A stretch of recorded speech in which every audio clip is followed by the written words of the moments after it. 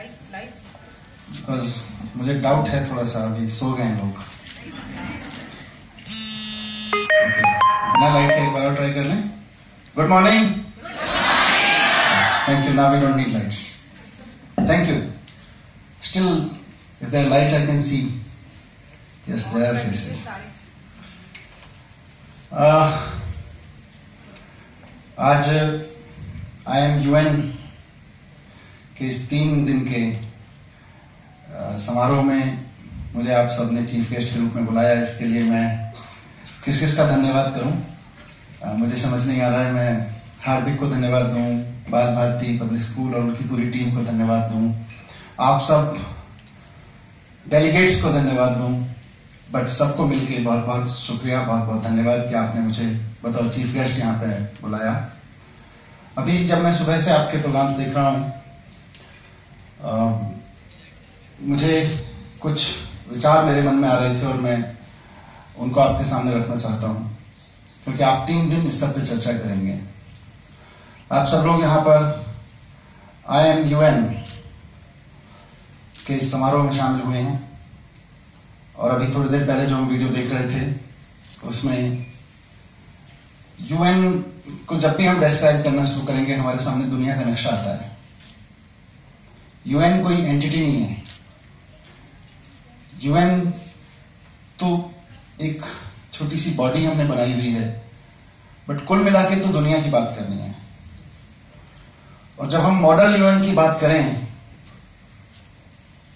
तो model UN से पहले मैं, क्योंकि आप 3 दिन उनके मुद्दों पर चर्चा करेंगे, प्रिंसिपल मैम जब बात रख रही थी यहां पर, तो अगले 2-3 दिन के कुछ बहुत ही इंपॉर्टेंट, बहुत ही क्रूशियल टॉपिक्स का उन्होंने जिक्र किया था। मैं उन सबको ध्यान में रखते हुए आप सबसे कहना चाहता हूं कि ये बिल्कुल महत्वपूर्ण नहीं है कि मॉडल UN कैसा हो। महत्वपूर्ण यह है कि मैं कैसी दुनिया चाहता हूं, और दुनिया वालों के लिए मैं कैसी दुनिया चाहता हूं ये महत्वपूर्ण नहीं है। मैं अपने लिए कैसी दुनिया चाहता हूं ये महत्वपूर्ण है। तो आप अगले 3 दिन जो भी चर्चा करें, जो भी पॉइंट ऑफ व्यू रखें, या जो भी क्रिटिकल पॉइंट ऑफ व्यू इस 3 दिन के समारोह से बनाने की कोशिश करें, उससे सारी दुनिया को आपके सवालों के जवाब मिले ना मिले, लेकिन मैं उम्मीद करूंगा कि आपको इस बात का जवाब जरूर मिलना चाहिए कि मुझे अपने लिए कैसी दुनिया चाहिए, मैं अपने लिए कैसी दुनिया खड़ा करना चाहता हूं। आज से 5 साल बाद, आज से 10 साल बाद, आज से 20 साल बाद मेरी अपने लिए किस दुनिया की कल्पना है, वैसी दुनिया के बारे में आप चर्चा करें। मॉडल शब्द भूल जाइए, मॉडल एक किताबी शब्द है। अपने लिए सोचिए, और विशुद्ध रूप से अपने लिए सोचिए, दुनिया के लिए मत सोचिए, क्योंकि जब भी आप दुनिया के लिए सोचने जाते हैं आप मॉडल सोचते हैं। जब आप अपने लिए सोचते हैं तो आप व्यवहारिक सोचते हैं, प्रैक्टिकल सोचते हैं। तो पहला सवाल आपके सामने यह होना चाहिए कि आप अपने लिए कैसी दुनिया चाहते हैं। इस वीडियो में दिखाई गई कुछ तस्वीरों से मैं आपका जिक्र वापस अंडरलाइन करना चाहूंगा उनको। क्या आप अपने लिए ऐसी दुनिया चाहते हैं जिसमें दुनिया के सारे देशों का लगभग 50% बजट लड़ने और झगड़ने और एक दूसरे से अपनी को बचाने में खर्च होता रहे? या आप ऐसी दुनिया देखना चाहते हैं जहां देश के और दुनिया के हर बच्चे को best of the best education मिल सके? हमें क्रिटिकली सोचना पड़ेगा। हम अगर UN में अपनी 6 सीट चाहते हैं परमानेंट मेंबर की, तो हम किस लिए चाहते हैं? इसलिए कि हम सारी दुनिया में अपना प्रभुत्व जमा सकें, या इसलिए कि हम सारी दुनिया में मानवता का संदेश लेके जा सकें? हमें तय करना है। आइडियली हम कुछ सोच सकते हैं, इमोशनली हम किसी भी विचार प्रभाव में बह के कहीं भी जा सकते हैं, लेकिन मुझे कैसा चाहिए? आइडियल आंसर्स कुछ भी हो सकते हैं, मॉडल आंसर्स कुछ भी हो सकते हैं, लेकिन प्रैक्टिकल आंसर वो होगा जैसा आप अपने लिए चाहते हैं। उस पर जरूर, और क्रिटिकल होना मुझे लगता है सबसे बड़ा काम है। मैं अभी हार्दिक से रास्ते में बात कर रहा था। हार्दिक ने मुझे बताया कि उनका एक सपना है कि हमारे देश के युवा क्रिटिकल होकर सोचने लगे। मैंने उनसे पूछा कि आप दुनिया के इतने सारे देशों में काम कर रहे हो, आप देश भर में इतनी वर्कशॉप्स करा रहे हो, इतने सारे यूएन कन्वेंशंस करा रहे हो, IAM यूएन कन्वेंशंस, किस लिए करा रहे हो? What is your driving force? आपकी एज में एक लड़का आके सोचता है कि उसके मदर और फादर बड़े गर्व के साथ बता सकें कि मेरे बच्चे ने फला इंस्टीट्यूट से, फला स्कूल से स्कूलिंग की है, फला कॉलेज से डिग्री ली है, और उसके बाद में फला पैकेज पे फला बड़ी कंपनी में काम कर रहा है। आई एम श्योर कि आपकी फैमिली के बहुत सारे लोग अभी ठीक से डिस्क्राइब भी नहीं कर पाते होंगे कि आप आखिर करते क्या हो। नहीं, अगर आपके पेरेंट्स, आपके रिश्तेदार, आपसे फर्स्ट जनरेशन के लोग, आपके चाचा, आपके बुआ, आपके मामा, इस जनरेशन के लोग अगर डिस्क्राइब करना चाहें कि हार्दिक करते क्या है, तो मुझे लगता है कि वो ठीक से डिस्क्राइब भी नहीं कर पाएंगे। उस सब के बावजूद आप एक इतने पैशन से, और आपकी पूरी टीम, सिर्फ आप नहीं, और मैं सवाल ये सिर्फ हार्दिक के लिए नहीं कह रहा हूं, ये आप सबके लिए भी है। आप किसी स्पोर्ट्स कंपटीशन में हिस्सा लेने जाएं, आप किसी ड्राइंग कंपटीशन में हिस्सा लेने जाएं, आप किसी डिबेट कंपटीशन में हिस्सा लेने जाएं, आपके पेरेंट्स बहुत प्राइड के साथ दूसरे को बता सकते हैं, पर आज IAM मॉडल यूएन,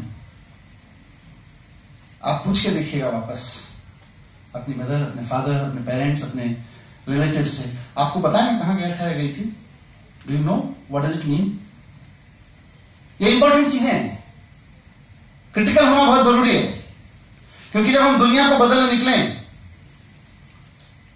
तो प्रकृति का एक नियम है, आप सब लोग साइंस के स्टूडेंट हैं, मॉलिक्यूल और एटम, मॉलिक्यूल और किसी सेल में बाद में कुछ घटता है, सबसे पहले एटम में घटता है, और एटम में जब कुछ घटता है तो सबसे पहले उसके न्यूक्लियस और उसकी फर्स्ट ऑर्बिट में घटता है, उसके बाद सेकंड ऑर्बिट और लास्ट ऑर्बिट तक रिएक्शन जाती है, और उसके बाद कोई मॉलिक्यूल या कोई सेल जनरेट होता है। जब तक फर्स्ट ऑर्बिट में कुछ डिसीजंस ना हो जाए, क्लैरिटी ना हो जाए, तब तक सेकंड ऑर्बिट कोई रिएक्ट नहीं करती है। ये साइंस का नियम हम पे भी लागू होता है। हम जो करने निकले हैं, दुनिया के नक्शे से नहीं, हमारे घर से बदलेगी, और हमारे स्कूल से बदलेगी, और हमारे अपने थॉट से बदलेगी। यहां से दुनिया को बदलने की जरूरत है। अपने लिए वैसी दुनिया बनाने का काम यहां से शुरू होगा। यहां से सोचना, दुनिया में सोचिए, और सोचना बहुत जरूरी है। मैं कई बार अपने घर में देखता हूं, मेरा अपना बेटा है, 9th क्लास में पढ़ता है, मैं उसकी बुक्स देखता हूं, मैं उसके साथ डिस्कस करता हूं, आपके साथ स्कूल में किन किन इश्यूज पे क्या डिस्कशन हो रहे, just to understand what kind of world we are preparing for tomorrow. मैं देखता हूं कि बहुत सारी ऐसी चीजें हैं जो अभी भी कहीं ना कहीं ऑर्थोडॉक्स थिंकिंग पर टिकी हुई हैं। उन सब चीजों को बाहर निकालने की जरूरत है। और क्या डिलीवर हो रहा है, क्योंकि जैसे ही आप अपने से सोचना शुरू करेंगे, आपको अपने आसपास की चीजों पर क्रिटिकल देखने की नजर पैदा हो जाएगी। वो इंपॉर्टेंट मेरे लिए बहुत है। मैं एक दो चीजें आपके लिए सोच रहा था आपके सामने जरूर रखूं, क्योंकि जहां से मैंने अपनी बात शुरू कर रहा था कि आप अपने लिए कैसी दुनिया चाहते हैं, आज से 10 साल, 15 साल, 20 साल बाद आप कैसी दुनिया में जीने का ख्वाब रखते हैं, उस दुनिया को बनाने का काम हमें अभी से शुरू करना पड़ेगा। एंड आई एम ग्लैड कि ये काम हम स्कूलों से शुरू कर रहे हैं, क्योंकि मैं अक्सर ऐसा सोचता हूं कि समाज का रिमोट कंट्रोल किसी प्राइम मिनिस्टर या किसी चीफ मिनिस्टर के ऑफिस के हाथ में नहीं है। समाज का रिमोट कंट्रोल एजुकेशन के हाथ में है, और हम एजुकेशन से दुनिया को बदल सकते हैं। दुनिया जितनी आज बदली है वो एजुकेशन से बदली है, और दुनिया कल भी जितनी बदलेगी वो एजुकेशन से बदलेगी। मॉडल बने या प्रैक्टिकल बने, वो एजुकेशन से बनेगी। वो बहुत इंपॉर्टेंट और क्रिटिकल फैक्टर है किसी भी चेंज में। हम आज जैसी दुनिया देख रहे हैं, आज से 500 साल पहले गुलाम रहना, आप सब लोग हिस्ट्री पढ़ी होगी, आज से 500 साल पहले किसी भी आदमी के लिए गुलाम बनना या गुलाम रखना बहुत एक्सेप्टेबल डील था। उस वक्त उसका विरोध नहीं था। कोई सामाजिक रूप से ये नहीं सोचता था ये बहुत खराब आदमी है, इसने 10 लोगों को गुलाम बना के रखा हुआ है। कोई सामाजिक रूप से ये नहीं सोचता था ये तो बहुत ही नाचीज आदमी है क्योंकि ये गुलाम है। बहुत एक्सेप्टेबल था समाज में। हम अपने क्लासरूम्स में रिवॉल्यूशन पैदा करके समाज को यहां लेके आके खड़े हुए हैं कि आज गुलाम रहना या गुलाम बनाना दोनों गलत माने जाते हैं समाज में। हम पढ़ते हैं हिस्ट्री में कि बहुत सारी चीजें हमारे देश में, दुनिया में हमने सुनी हैं, पढ़ी हैं। कास्ट, क्रीड, रिलीजन के आधार पे होता था, ज्योग्राफीज के आधार पे होता था, आपके कलर्स के आधार पे, रेसेस के आधार पे होता था। आज मैं ये नहीं दावा करता कि सब कुछ खत्म हो गया, लेकिन बहुत सारी चीजें उनमें से खत्म हुई हैं या खत्म होने की तरफ बढ़ रही हैं। वो हमारी एजुकेशन की उपलब्धि है। आज आपके हाथ में कंप्यूटर है, मोबाइल है, और इस मोबाइल में आप कितना डेटा यूज करेंगे, कैसा डेटा यूज करेंगे, ये इस बात पर निर्भर नहीं करता कि आपकी कास्ट और क्रीड क्या है, आपका रिलीजन क्या है, आप किस रेस से आते हैं, इस पर निर्भर नहीं करता है। ये आज हमारी एजुकेशन की देन है। ऐसी दुनिया 500 साल पहले लोगों ने बनानी शुरू की होगी, क्लासरूम्स में उस पर इवोल्यूशन आने शुरू हुए होंगे। आज हम इस दुनिया में खड़े हैं। हम आज से आगे के समय में कैसी दुनिया चाहते हैं? बहुत अच्छी बात है कि आज हम स्कूल में डिस्कस करने के लिए बैठे हुए हैं इस पे। That's why I accepted this invitation. I got this invitation on email from his team. मुझे लगा कि अपॉर्चुनिटी है कि आपके साथ बात करने के लिए, इस बात को अंडरलाइन करने के लिए कि दुनिया जब भी बनेगी और जहां भी बनेगी और जैसी भी बनेगी वैसी ही बनेगी जैसा हम उसको क्लासरूम में तैयार कर रहे हैं। समाज वैसा ही खड़ा होगा जैसा हम क्लासरूम्स में तैयार कर रहे हैं। सोच वैसी ही खड़ी होगी जैसे हम क्लासरूम्स में तैयार कर रहे हैं। फॉरवर्ड लुकिंग, हम अभी एक मॉडल इश्यूज पे कुछ डॉक्यूमेंट्री देख रहे थे। मैं कुछ और चीज आपके सामने फ्लैग करना चाहता हूं। एक तरफ है दुनिया की सोच और एक तरफ है दुनिया की टेक्नोलॉजी। टेक्नोलॉजी अपनी स्पीड से आगे बढ़ रही है, सोच कहां खड़ी हुई है उसको देखने की जरूरत है।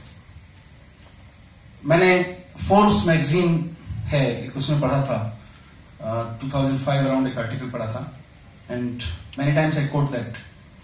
उस मैगजीन में लिखा था कि आज से 25 साल बाद का दुनिया का सबसे सफलतम इंसान अभी पैदा नहीं हुआ है। समझ रहे हैं? कम्युनिकेट हो पा रहा है? पीछे उस मैगजीन में लिखा था कि आज से 25 साल बाद का दुनिया का सबसे सफलतम इंसान जो भी व्यक्ति होगा वो अभी पैदा नहीं हुआ है, और वो व्यक्ति जो करके सफल हो रहा होगा वो काम अभी शुरू नहीं हुआ है। इसको क्रिटिकली सोचने की जरूरत है।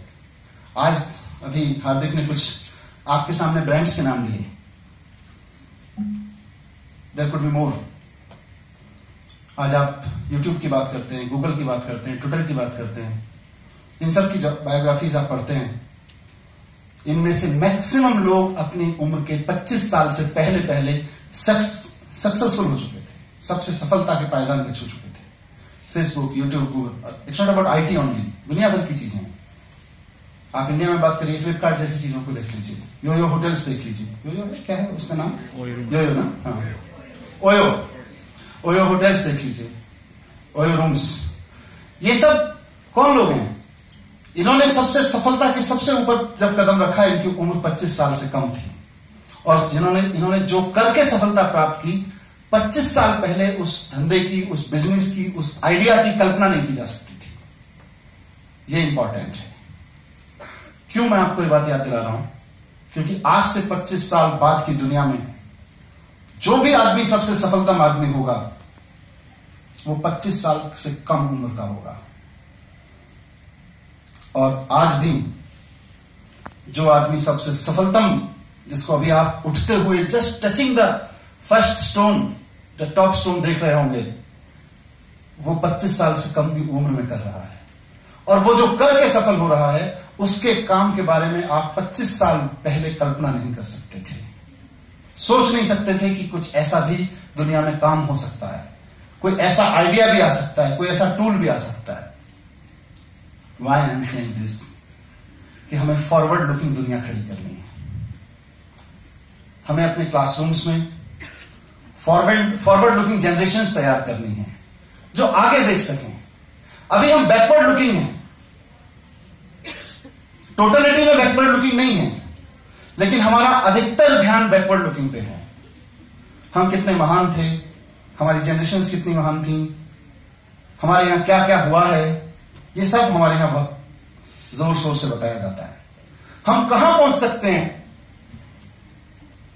और 25 साल 5 साल में हमें कहां पहुंचना है, उसके लिए बहुत किसी फिलोसफर का मैं पढ़ रहा था कि अगर आपको अपनी गाड़ी आगे की तरफ चलानी है तो आपका एक ही नियम काम करेगा कि आपके पीछे देखने वाला जो शीशा होता है उसका साइज आपको छोटा रखना पड़ेगा। और आगे देखने वाला ग्लास होता है उसका साइज हमेशा बड़ा रखना पड़ेगा। अगर गलती से आपने पीछे देखने वाले शीशे का साइज बड़ा कर दिया, गाड़ी ड्राइव करते तो देखते हैं ना, कभी ऐसे नजर रखते हैं कभी ऐसे रखते हैं, तो अगर गलती से आपने पीछे देखने वाले शीशे का साइज बड़ा कर दिया और सामने देखने वाले शीशे का साइज छोटा कर दिया, तो क्या होगा? क्या होगा? एक्सीडेंट हो जाएगा। और ऐसे एक्सीडेंट्स हम रोज देख रहे हैं, हम अपने आसपास देख रहे हैं, हम अपने चारों तरफ देख रहे हैं। हमको अपने क्लासरूम्स को फॉरवर्ड लुकिंग बनाने की जरूरत है। जितना है उतना बहुत तारीफ की बात है, इसीलिए मैंने पहले शुरू में बोला कि कुछ ऐसी चीजें हैं जहां हम फॉरवर्ड लुकिंग बना के ले आए हैं, लेकिन अभी बहुत सारी और चीजें हैं जहां हमें forward looking ideas, forward looking generation, पूरी की पूरी जनरेशन को फॉरवर्ड लुकिंग बनाने की जरूरत है। और उस समय एक और छोटा सा एग्जांपल मैं दे देता हूं। क्यों? तो जहां हमने पहुंच गए फॉरवर्ड लुकिंग होके, उसका मैंने एग्जांपल दिया। जहां नहीं पहुंचे उसका सबसे क्लासिक एग्जांपल मुझे लगता है जीरो, शून्य। सुना है आपने?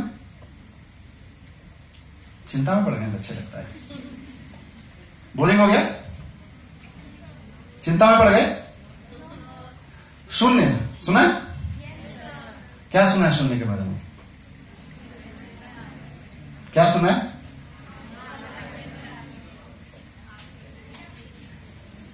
लाउडली।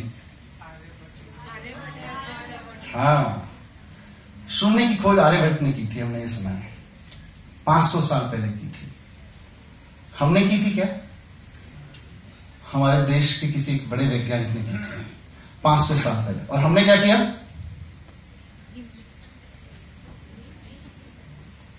हमने गाना गाया, जब जीरो दिया मेरे भारत ने दुनिया को तब गिनती आई।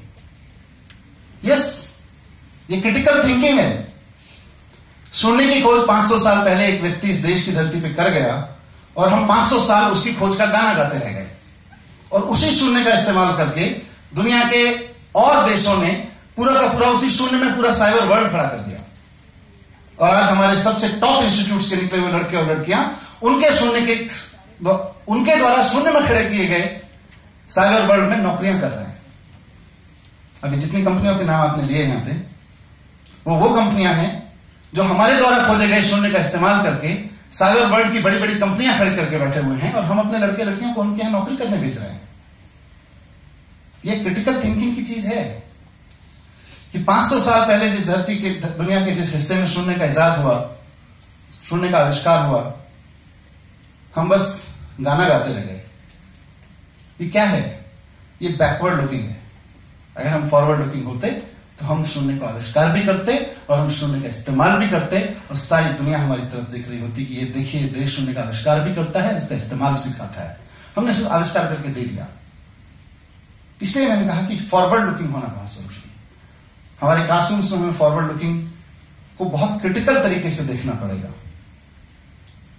मैं सोचता हूं कि 3 दिन की आपकी इस वर्कशॉप में इस पर बहुत क्रिटिकल चर्चा होगी, और इस दृष्टि से होगी कि जो कुछ लिखा गया है वो बहुत अच्छा है।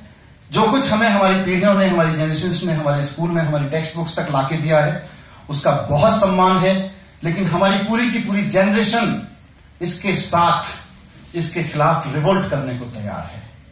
हम ये कहने को तैयार हैं कि हम ये सिद्ध करने के लिए बेचैन हैं कि ये गलत है या अधूरा है। अगर हम इस धारणा के साथ नहीं खड़े होंगे तो हम पीछे का, अतीत का गुणगान करते रहेंगे, और हम दुनिया कहीं आगे, दुनिया कहीं की कहीं जाती रहेगी। हम सिर्फ अतीत का गुणगान। हम चाहे एडम स्मिथ को पढ़ें, फ्राइड को पढ़ें, डार्विन को पढ़ें, लेकिन हमको यह देखना पड़ेगा कि हम आज हिम्मत जुटा पाए कि एडम स्मिथ ने जो कहा था वो गलत है।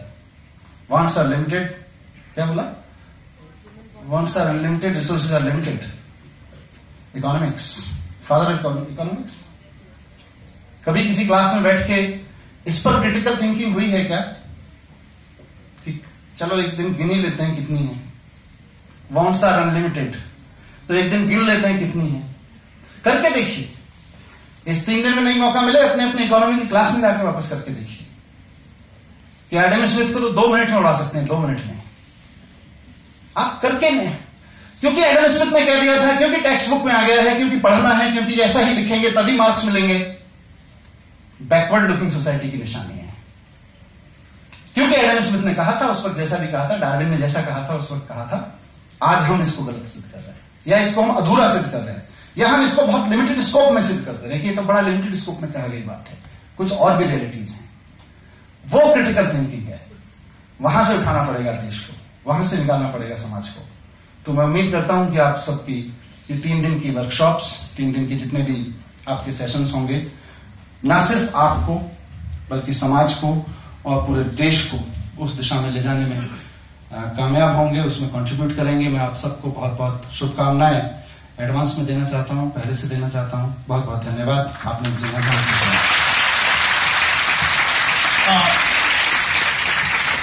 requesting Mr. Manish Sisodia to kindly come up on the stage.